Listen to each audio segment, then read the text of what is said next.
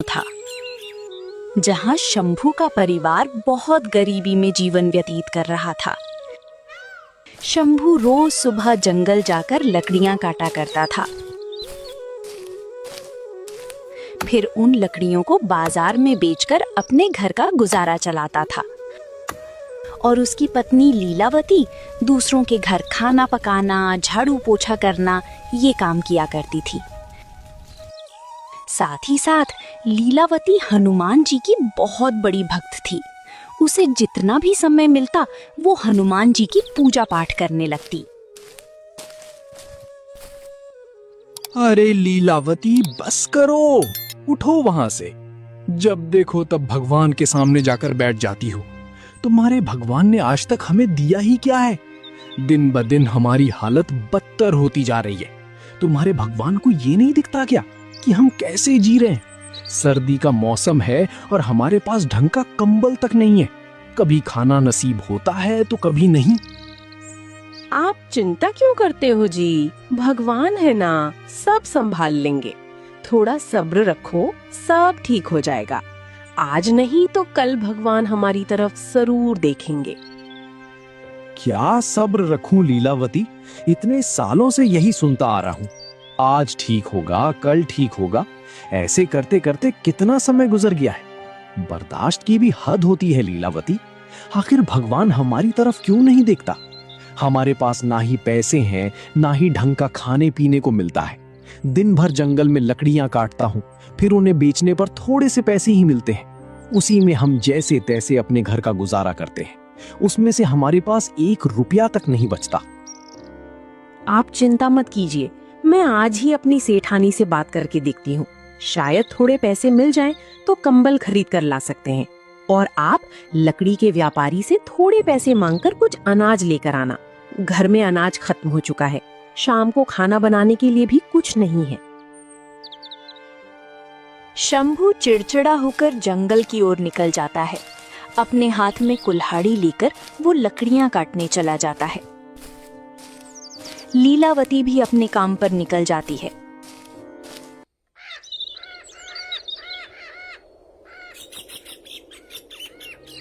और सेठानी से पैसे के बारे में बात करती है। अभी तुम्हारा महीना भी पूरा नहीं हुआ है और तुम पैसे मांग रही हो।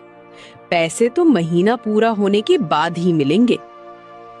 मदद कर दीजिए मालकिन, ठंड बहुत बढ़ चुकी है और घर में कंबल तक नहीं है और अनाज भी नहीं है।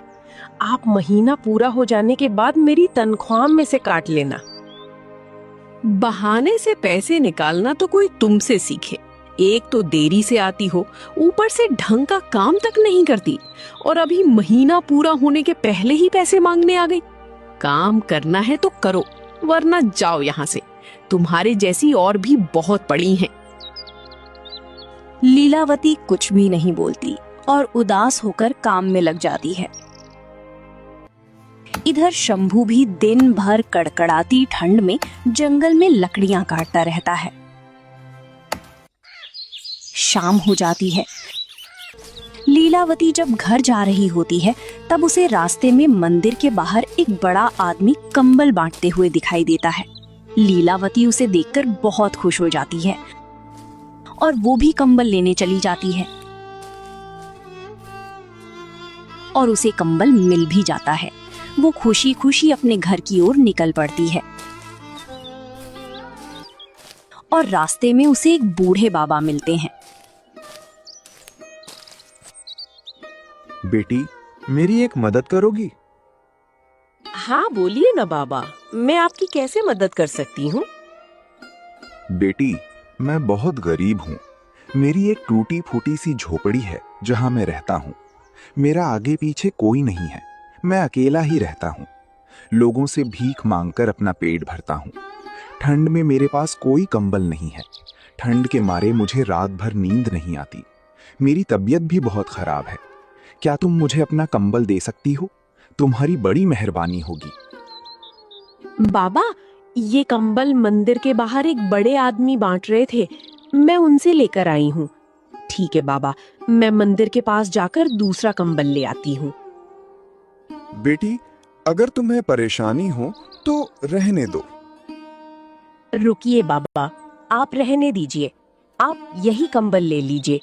एक तो आपकी तबीयत खराब है और मंदिर के बाहर बहुत बड़ी कतार लगी है, लोगों की बहुत बड़ी भीड़ है। आप इतनी देर तक खड़े नहीं रह पाओगे। आप मेरा कंबल ले लीजिए, मैं अपने लिए दूसरा लेकर आती हूँ।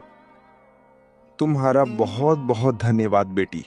हनुमान जी तुम्हें खुश रखें।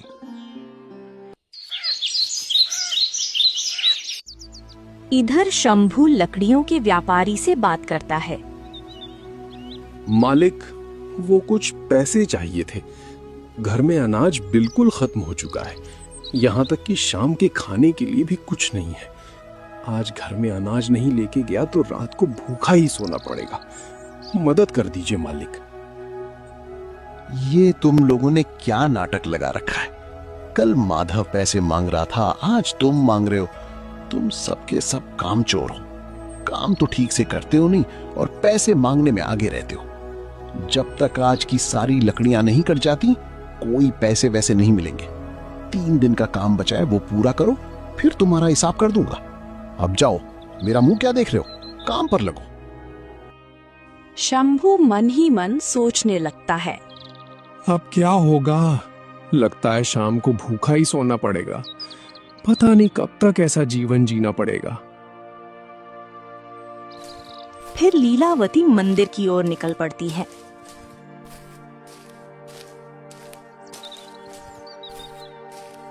लेकिन जब वो वहां पहुंचती है तो वहां कोई नहीं रहता। सारे कंबल बट चुके होते हैं। लीलावती उदास होकर घर की ओर चली जाती है। घर पहुंचने के बाद शंभू गुस्से में लीलावती से बोलता है। ये क्या है लीलावती, तुम अब आ रही हो? इतनी देर कहाँ लगा दी? और क्या तुमने सेठानी से बात की? कुछ पैसे मिले? बात की थी, लेकिन उन्होंने मेरी बात नहीं मानी। वहां से पैसे नहीं मिले और रास्ते में मंदिर के बाहर एक बड़ा आदमी कंबल बांट रहा था। मैं भी वहीं कंबल लेने रुक गई थी। बहुत भीड़ थी, इसलिए देरी हो गई। तो कंबल कहाँ है? मिला नहीं?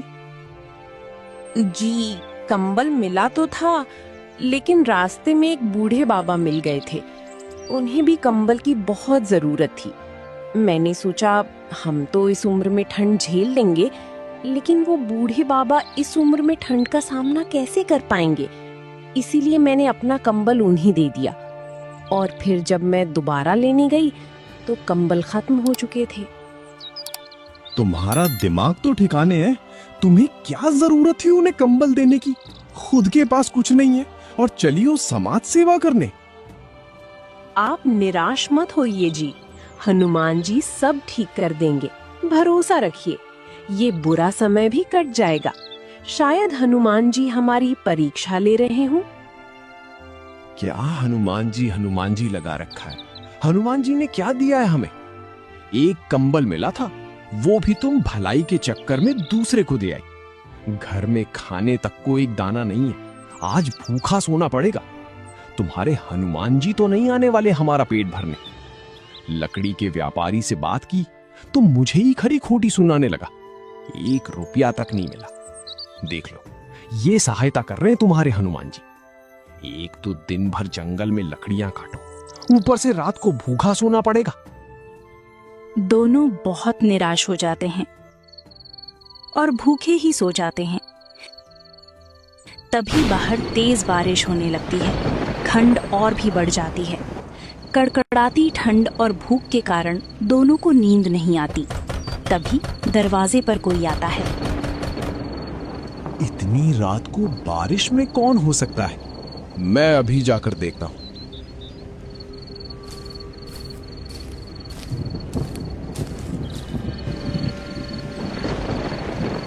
कौन हो भाई? और क्या चाहिए? भाई, मैं कपड़े बेचने का काम करता हूँ। आपके बगल के गांव में ही रहता हूँ। आज घर जाने में देरी हो गई है, ऊपर से बहुत बारिश हो रही है। कृपया करके मेरी एक मदद कर दोगे? कैसी मदद? सुबह से मैंने कुछ नहीं खाया बस कपड़े ही बेच रहा था और थोड़े बहुत खाने का सामान मेरे पास है, लेकिन बनाने का कोई साधन नहीं। क्या तुम अपनी पत्नी से कहकर मेरे लिए खाना बनवा दोगे? तुम्हारी बड़ी मेहरबानी होगी, बहुत तेज भूख लगी है। मैं अपनी पत्नी से पूछकर बताता हूँ, तुम यहीं रुको। शंभू अंदर जाकर लीलावती से बात करता है। दरवाजे पर कौन है जी, और क्या बात है? पता नहीं लीलावती, कोई कपड़े बेचने वाला है। कह रहा है कि उसे बहुत भूख लगी है और खाने का सामान भी अपने साथ ही लेकर आया है। वो चाहता है कि तुम उसके लिए खाना बना दो। कोई बात नहीं, मैं बना देती हूँ। नहीं लीलावती, मैं उसे मना ही कर देता हूँ। पता नहीं कौन है, कहाँ से आया है। इतनी रात को एक अनजान आदमी को घर में लेना मुझे ठीक नहीं लग रहा। और कोई चोर लुटेरा निकला तो? वैसे भी कितनी रात हो गई है, अब कहाँ तुम खाना बनाओगी?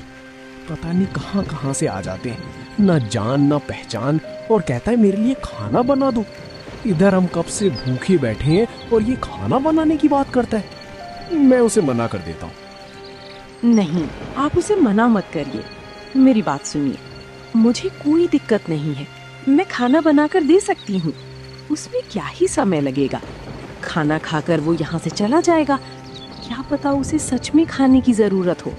भूख की तड़प हमसे अच्छा और कौन जान सकता है।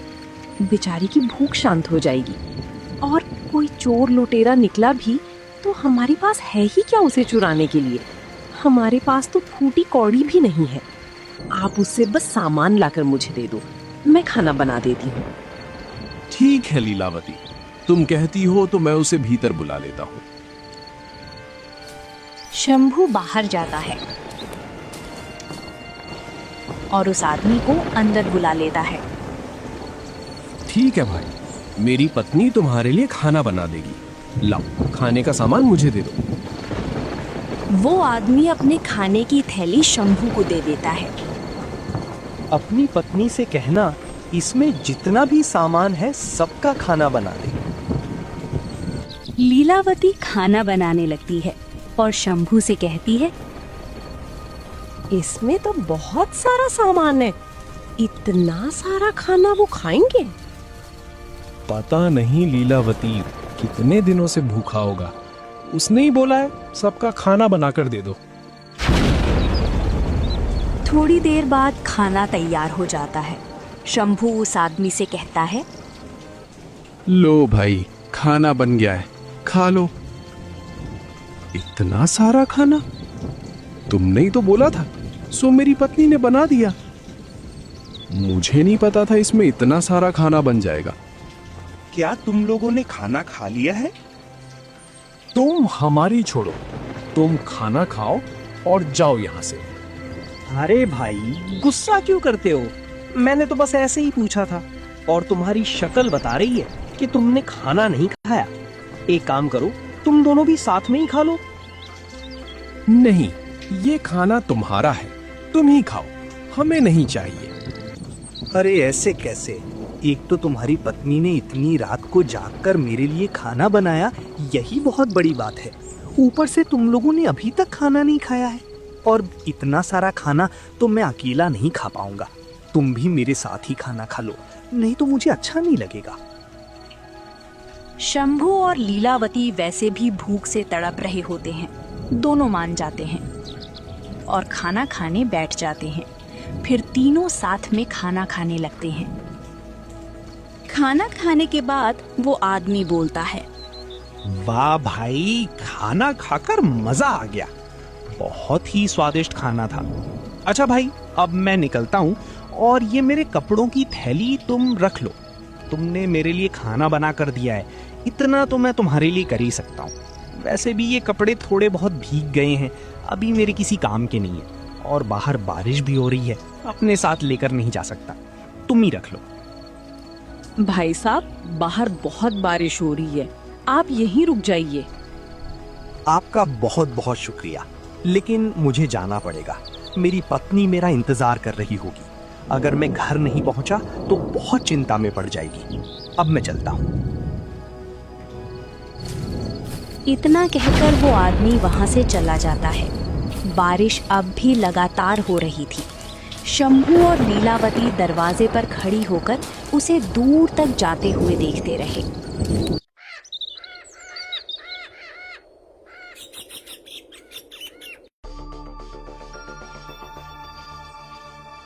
उसके जाने के बाद लीलावती उस कपड़े की थैली को खोलकर देखती है तो उसमें कुछ गर्म कपड़े और कंबल होते हैं। ये क्या? ये कैसे हो सकता है? इस कंबल में एक कंबल वही है जो मैंने उस दिन बूढ़े बाबा को दिया था। ये कैसे हो सकता है? लीलावती, ठीक से देख, शायद वो दूसरा कंबल होगा।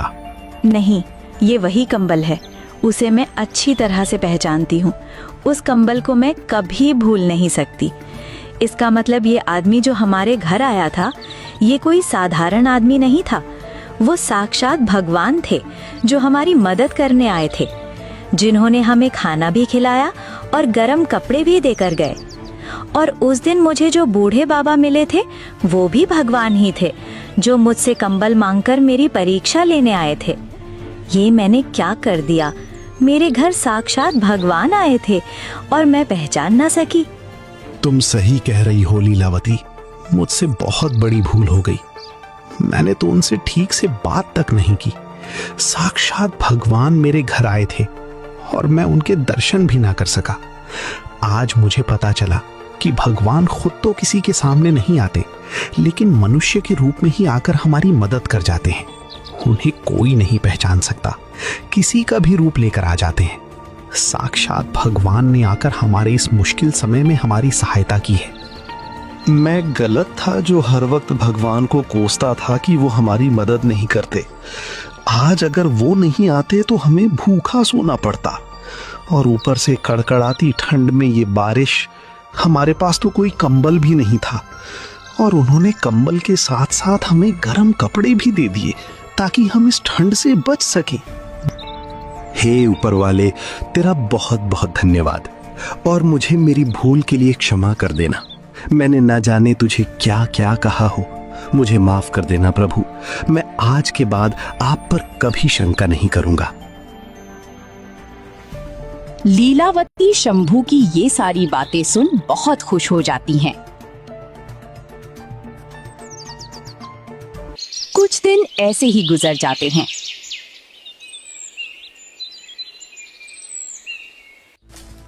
फिर एक दिन शंभू के घर एक साधु बाबा आते हैं।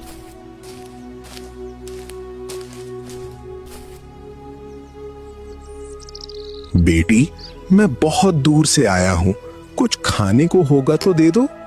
लीलावती शंभू की तरफ देखने लगती है कि कहीं वो मना ना कर दे। ऐसे क्या देख रही हो लीलावती? बाबा को खाना दे दो, और जो खाना बचेगा उसमें हम आधा आधा खा लेंगे। लीलावती बाबा को खाना दे देती है। बाबा खाना खाने लगते हैं। खाना खाने के बाद बाबा शंभू से कहते हैं, क्या बात है बेटे, परेशान लग रहे हो? कुछ परेशानी है? मुझे बताओ, मैं सहायता करूंगा। तुमने आज तुम्हारे हिस्से का खाना मुझे दिया है और मेरी भूख को शांत किया है। तुम मुझे अपनी परेशानी बता सकते हो। मुझसे जो होगा मैं जरूर करूंगा। कुछ नहीं बाबा, मेरा खुद का कोई खेत नहीं है। दूसरों के खेत में जाता हूँ, बहुत मेहनत करता हूँ। मेरी पत्नी भी दूसरों के यहाँ काम करने जाती है, लेकिन बहुत कम पैसे मिलते हैं। पैसे बच नहीं पाते, जैसे तैसे घर का गुजारा होता है। मेरे पास तुम्हारी समस्या का एक हल है, लेकिन उसके लिए तुम्हें एक नियम करना पड़ेगा, और नियम कठोर होगा। उसका पालन तुम्हें करना पड़ेगा। तुम वो नियम तोड़ नहीं सकते। अगर तुमने वो नियम कर लिया तो तुम जो चाहो वो पा सकते हो। तुम्हारी जिंदगी बदल सकती है। बाबा, मैं दिन भर काम करता हूँ, कोई साधना या नाम जप मुझसे नहीं हो पाएगा। कोई बात नहीं, लेकिन तुम कुछ तो कर सकोगे। एक नियम जो तुम हर रोज कर सको, जो तुम्हें रोज करने में आसानी हो। तुम खुद ही उस नियम का चुनाव करो। बताओ तुम रोज क्या कर सकते